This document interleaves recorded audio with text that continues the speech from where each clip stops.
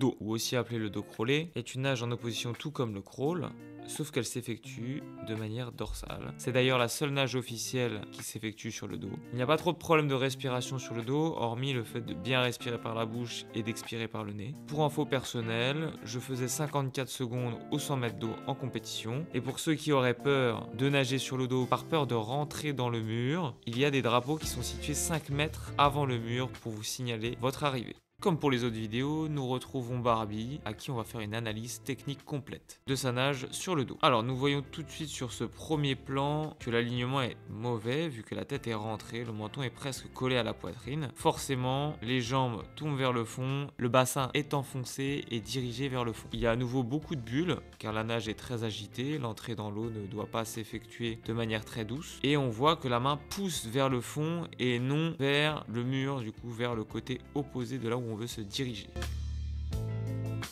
Ici, nous avons un bon alignement, les jambes sont serrées, le menton est hors de l'eau, le corps est bien à l'horizontale. On retrouve une bonne fixation du coude sous l'épaule, ce qui va nous donner énormément de force pour pousser. On constate aussi une très bonne rotation des épaules ainsi que des hanches, ce qui va favoriser une bonne poussée du bras. Donc on constate sur le slow motion qu'il n'y a aucune glisse au niveau du bras quand le bras rentre dans l'eau, ce qui va déclencher un épuisement rapide. Bien évidemment, une très mauvaise prise d'appui, plus une entrée qui n'est pas en délicatesse, donc énormément de turbulences et de bulles, ce qui entraînera forcément beaucoup moins de force dans l'eau et un appui de moins bonne qualité. Le bras est tendu et non plié à 90 degrés comme quand on fixe le coude. Les genoux sont hors de l'eau et les jambes sont éloignées l'une de l'autre, ce qui montre un gros déséquilibre dans la nage.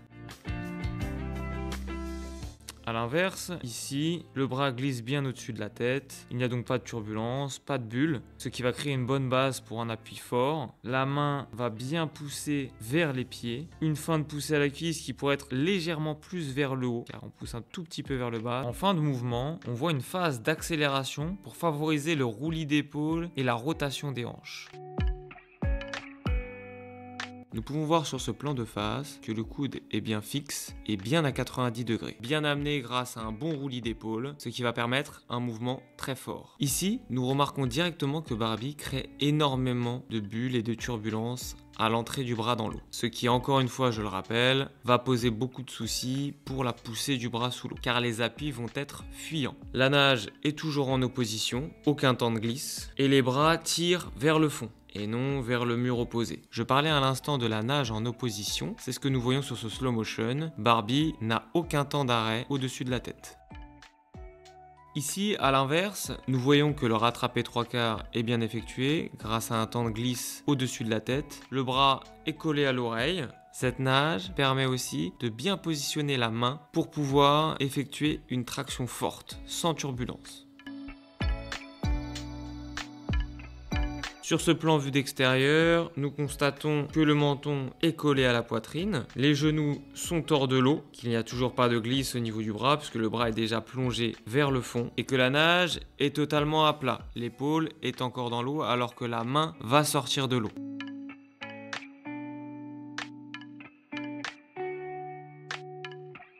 Ici, au contraire, nous voyons que l'épaule est déjà hors de l'eau au moment où la main va sortir près de la cuisse. L'autre épaule qui glisse au-dessus de la tête est bien en contact avec l'oreille. La main tournée sur le côté, prête à la traction. Le menton est bien hors de l'eau, ce qui permet un très bon alignement. Pour Barbie, ça y est, le menton est enfin sorti de l'eau. Mais maintenant, ce qui pose problème, c'est le bas du corps. Le nombril est sous l'eau, on est dans une position assise et les genoux sont sortis de l'eau pour essayer de sortir le ventre. Il manque très certainement de gainage et d'allongement dans l'eau. Une nouvelle fois, Barbie nage en opposition avec le bras qui est sous l'eau dans l'axe des épaules et l'autre qui est dans l'axe de l'épaule hors de l'eau.